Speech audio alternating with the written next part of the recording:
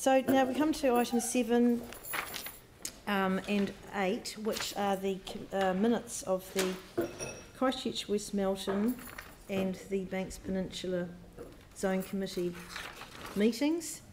We're just receiving these minutes, and I suggest that if anybody has any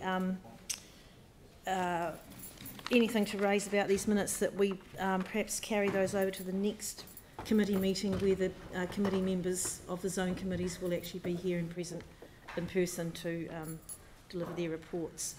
Are there any questions on the minutes or anything anyone wants to raise? Andrew, then Yanni. Thank you. It's great that we're getting the minutes to this committee, and it's good to be able to read those and see the important work of the zone committees that's going on. My view has always been and continues to be that we need to have a more joined up approach between the zone committees and the community boards. There are a number of community boards in the city that have got a very keen interest in water issues, water quality issues, particularly those community boards that have got the rivers running through them. There's a strong focus on water quality in the Heathcote River, for example, and certainly some of the community boards have shown a strong interest and done some good work in that space. And on Banks Peninsula, the Banks Peninsula Community Board have got water quality as one of their priorities and the environment as one of their priorities. And clearly there's significant crossover between the work that the zone committees are doing and their terms of reference, and no doubt some of the content in the community board plans and things the community boards are wanting to achieve. So whilst it's good that the minutes are coming here and that the zone committee representatives will be here at the next meeting so that we can ask them questions if we wish and they can present to us, I do think we need to find a way of getting a more joined up approach with the community boards. Certainly my view is that these minutes should be going to the relevant community boards for information at the very least, and that we probably should be encouraging a community board member to be attending zone committee meetings, maybe not in a formal capacity, but certainly attending meetings, and we should be encouraging the zone committees to be engaging directly with the community boards issue by issue as they need to do. So I thought it was worth making that comment in the context of the minutes coming here. We need to make sure that local connections are made, as could be really useful as well. Well, I think that's a very valid point, and if we could just turn that into a question, I could invite Liz to come to the table here, and perhaps could you respond to those 2 points that Andrew's raised? And first of all, can the minutes please go to the community board meetings as well?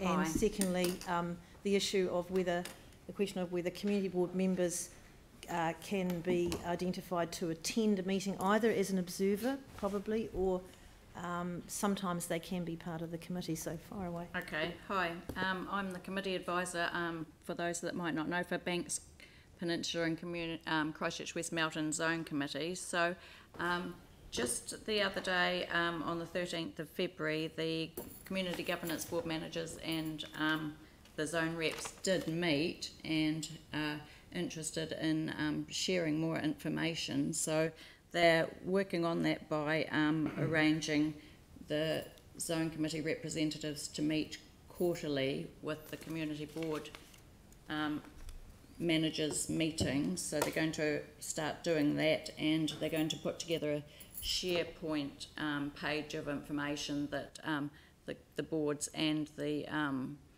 zone committees can share their information together. So the zone committee meetings are open to the public, and so a community board representative is most welcome to go along to those if they would want to.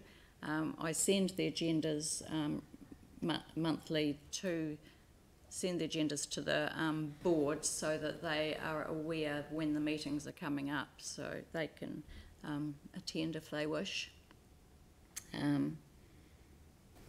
So, and the minutes? The minutes we can arrange to send those to the community boards if they would like to include them in the agendas. That'd be, as Andrew said, just for noting, because they wouldn't be able to make any decisions on them, but it would be the same process as the committee minutes that come to these meetings for noting. So that could be arranged if it was requested. So would that be something that we would arrange, or we would request you to do that? What's the process? I can work on that if I can liaise with community boards and managers and check. All right, also can we just put a note on this one also that the committee requests the minutes to also go to the relevant community boards? The minutes are already included in the agendas, of course, that go to the community boards now. So I've never seen them on ours. Has anyone seen them? So just to clarify, the agenda for the zone committee is sent to each relevant community board already. It is, and yes. And are the minutes of each zone committee meeting already been circulated to the community boards? The minutes of the zone committee meetings? Zone committee are included in the zone committee agenda, which goes to the community boards already. Okay, so yeah. I haven't seen the agendas come to my board, but I would also like to see the minutes be part of their actual agenda, not in the zone committee agenda. Right. As it is today on our committee, because they're very interesting to read, and I think, as Andrew said, people are more likely to engage in that way. We just need a more joined-up approach. And also, yes. I'm coming to you, Anne, and if we can, would we then, how do we go about the community board identifying a liaison representative to attend as an observer? Would we... I think that is just ask the community boards to consider appointing a liaison person to the zone committee as an observer. They may see value in that, they may not. Right. And I think we need to bear in mind that this is a governance to governance relationship. So whilst it's valuable for the zone committee, presumably chair, deputy chair, whatever, to be engaging with our community governance staff, that's great because it's highlighting issues, but the relationship really needs to be held as a governance to governance relationship between the community board and the zone committee. So hopefully the community governance staff will have the regard to the need for that relationship as those conversations go on. Okay, great. Thank you. Request community boards consider appointing a liaison to attend zone committee meetings as an observer, should they wish. So I've got Anne and then Mel. Yeah, just adding to that, those points that Andrew was making, I think that there would be people on the community board who would be very interested and passionate about this and would like to be involved. Yep. And I think an invitation to be sent to managers to extend to a community to the community board for an involvement would be fantastic. Yep. Great. And Melanie, and then Yanni.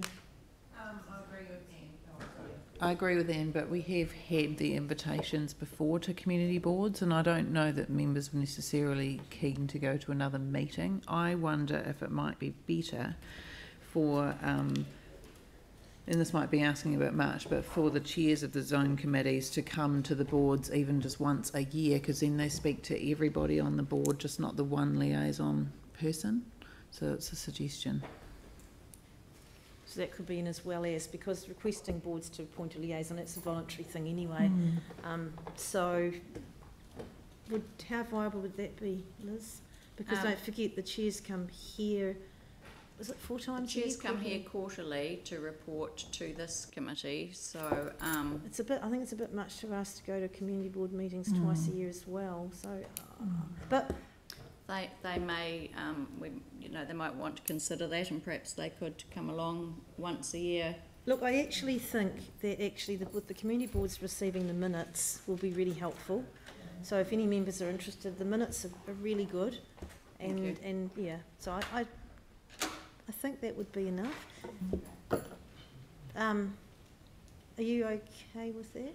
Is it worth, instead of being specific, talking just generally asking staff to look at ways that we can improve the governance to governance relationship between the zone committees, because it might not be, the same thing might be different for different committees. So, we staff could look at that, strengthening that governance relationship between community boards and the zone committees. Yes. Is that a way to? Yes, because it would be on an issue by issue basis anyway. So, are you happy with that, Melon? Great. And so who was next? Was it Andrew? No, sorry, Yanni. Did you have a question?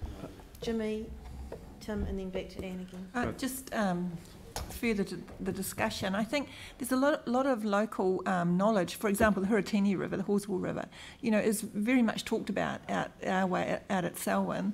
And, to have somebody locally from the community board to be there and to be able to bring that information back to the community board about the river would be really useful. So I actually do think there's real value in having a community board person invited. I don't think we've ever had an invitation to our community board from the zone committee to come out. So I think I would really like community board managers to extend that, to talk about this with their community boards, and to extend an invitation to a member to be involved. I think it would be. So perhaps that's something that Liz could take back to the appropriate committees, just to actually send something out to community boards, reminding them that the meetings are on and they're very welcome to attend. Specific invitations. Yep. That's a good idea. Thank you, Anne. Yeah, Yanni, then Jimmy. Thank you. Probably the most alarming thing from these minutes is the issue around the sediment runoff into the Heathcote. And I mean, I'm just really frustrated that we get minutes, but we don't get tangible actions to respond to the concerns that have been raised. So I was really interested in under 11. I think we've had a resolution previously, and I don't quite know where it's got to, around understanding post the fires on the Port Hills, is sufficient being done enough to control the sediment, but also in this they're raising issues around district plan and earthworks and subdivision consenting. So I just wondered how we pick that up and actually get some action, because it's actually quite alarming. And I see that the zone committee is going to set up a working group.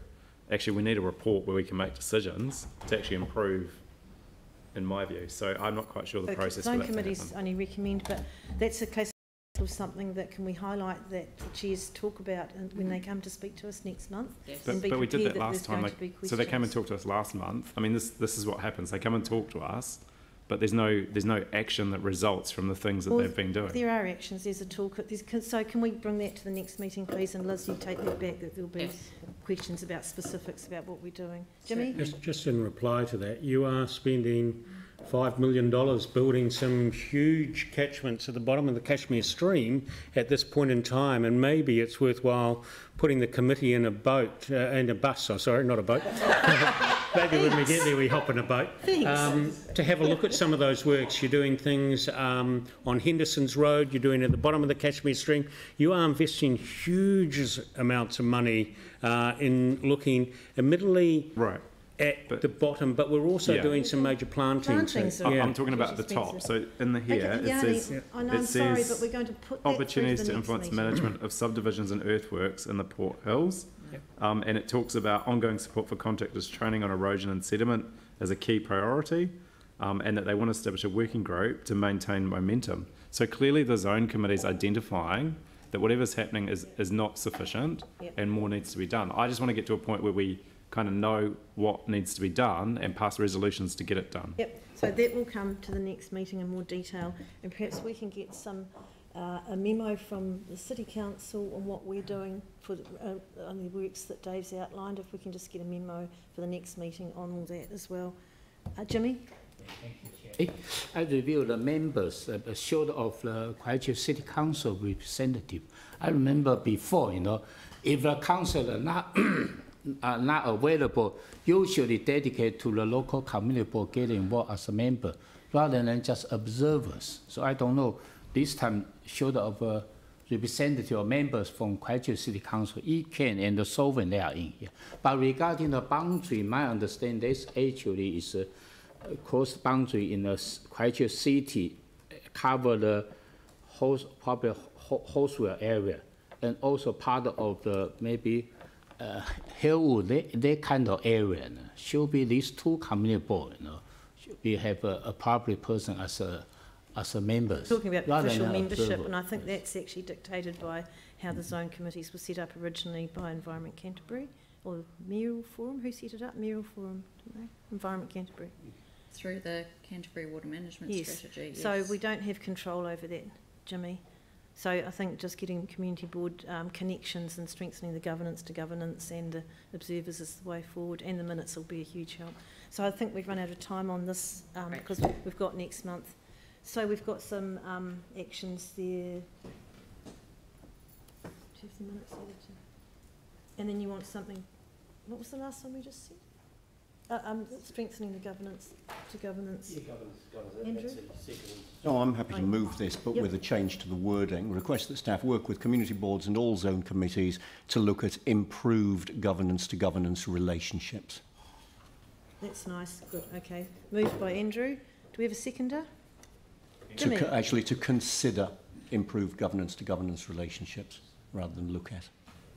And do you want to note about the concern around the sediment issue, and that will be reported as part of the next committee meeting? Yes, so note the committee's concern about the sediment issues in the Port Hills, requesting a memo from council regarding our work, and further detail from the Christchurch West Melton Zone Committee when they come. Instead of a separate memo, can we incorporate it in your Three Waters bi-monthly report? You've got a big section on stormwater, it'll cover that. Yep, incorporate it into the bi-monthly. Yep. That's coming next month, so that's quite timely. We're going to get a report. I understood we're going to get a report back when the zone committee reports around the sediment issues. There's a whole bunch of stuff around consenting. I think what we'll do is we'll call for that next meeting. Sorry, but not this meeting, if that's what you want to do. At the moment, the sediment works will be, that council is implementing, will be included in the Three Waters report next committee meeting. So we can take an action from that, and the zone committee chair or who representative will come with more detail about what the work the committee's doing. Okay. So it should be relevant zone committees rather than all zone committees, because we don't want them working with Kaikoura and Horonui and so on. Yep, great. So, and relevant zone committees. Do we have a seconder? And, oh, sorry, Jimmy already seconded. Sorry, Jimmy. All right. So is there any further discussion?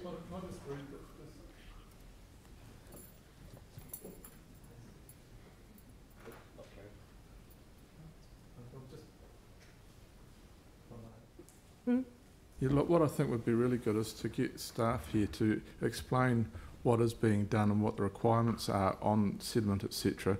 Because if you remember, and I don't sorry, think many... Tim, that's going to be in the next Three Waters report in detail. Is that all right? It's in the Forward Works program. It's specifically called out sediment control on the Port Hills. Paul Dixon's putting a report together and it'll come up on the 25th of March. Not sure what the 25th is at your next meeting. Yep. Yeah. So sorry, Tim, carry on. I don't want to shut you down. I just wanted to... I think it's really important to remember that it was ECAN's requirement to enforce this. They were unable to do it, so our building consent officers and our building inspectors have picked this up. So we are actually under pressure staffing-wise, but it would be really good for our staff to come explain what the requirements are. I don't think we need a report per se, but I do think we need staff here to say, this is what the requirements are, this is what we're doing, and this is the pressures we are under. Yep. And this is the improvements that we have achieved. I think that should be really important. And that's what we've called for. That's what we've called for. Well, one thing is a report, but I think it's really good to hear from staff directly. So. We're going to note the committee's concerns, so you're going to put that in? Okay. So look out, next meeting, sediment is under the hammer. No more discussion, I'll put the motion. All those in favour say aye. Aye. Aye. Opposed? That's carried. Thank you very much.